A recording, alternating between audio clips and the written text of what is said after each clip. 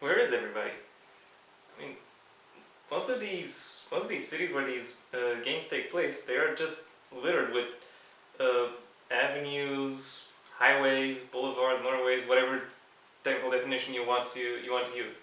It's just all around. It's just all around them. It crisscrosses them. It surrounds them, but you never really see any. You never really see that much traffic. Like you'll see like I don't know 3 or 4 cars a mile if you're lucky. And this really doesn't make sense. Don't people move around in this city? And I know they move around. You got industrial sections, you got business sections, you got tourist spots. Like all of these require people to move from one to the other if the city is supposed to actually be a city and function as one. Does it just not function? Is it really just empty and dying? Really? How do or do how do people move around? Public transport? There are hardly any buses, and any streetcars we see are only tourist spots. Is it the subway? Is everyone just moving underground? Do all of these cities secretly have the best uh, subway or systems on the planet, and everyone's just been sleeping on it? Really? Also, how come a city that is this empty has as many cops as it has?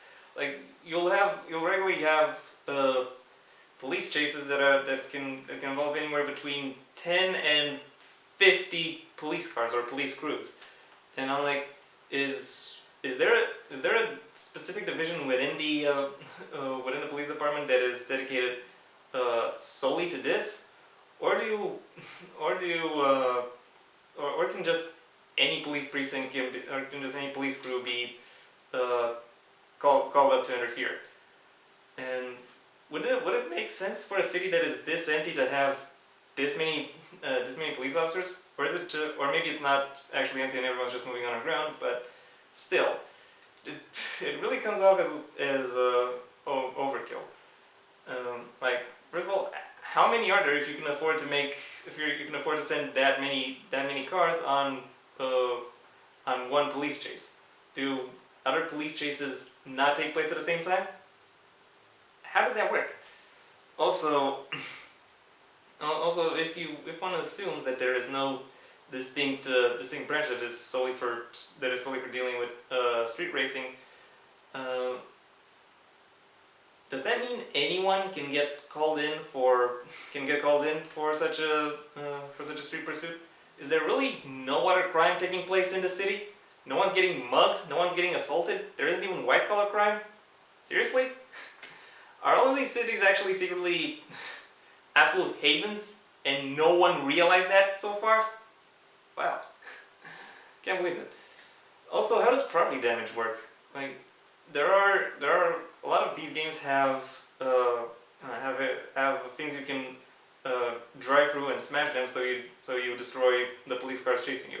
And sometimes you can go through through these same places several times during a single chase. Who built it back up? Do do all of these areas just have repair people that are specifically attached to that particular place? How do they get to that particular place? Do they just live there? It's obvious they work there, but do they also live there? Do they not commute at all? And that's just this is just peripheral stuff that isn't actually connected to the races. How about the races themselves? How do you organize that? Who decides that you should start at point A, arrive at point B, and go through these particular intermediate points? As in take this corner, this corner, this corner, etc. Also, how come no one really bats an eye? How do you make sure that everyone who starts at point A and arrives at point B actually goes through all of these corners that have been previously been ascribed? And if you allow shortcuts, well then, why are certain shortcuts allowed but others aren't? Are the other shortcuts full of potholes? That can't be it.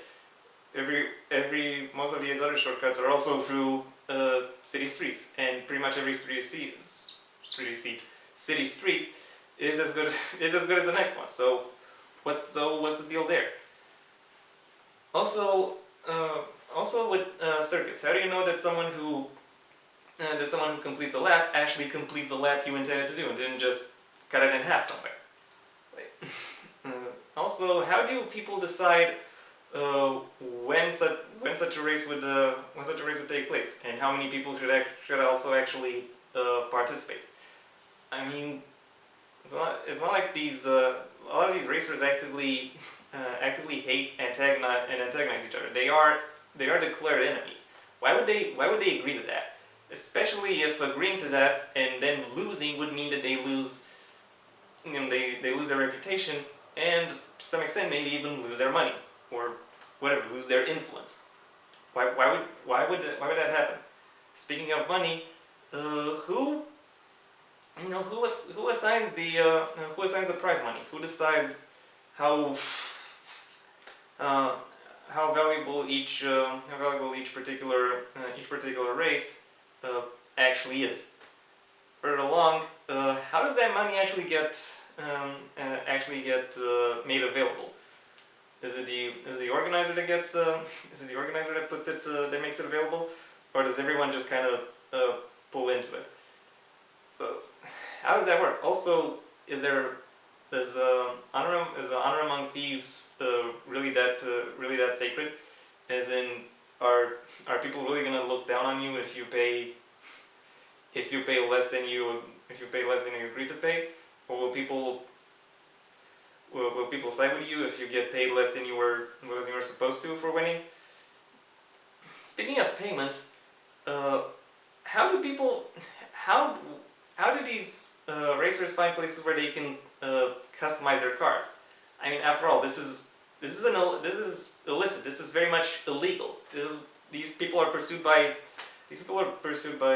police cars. It makes no sense for a business to actually make the resources available for this kind of illegal activity.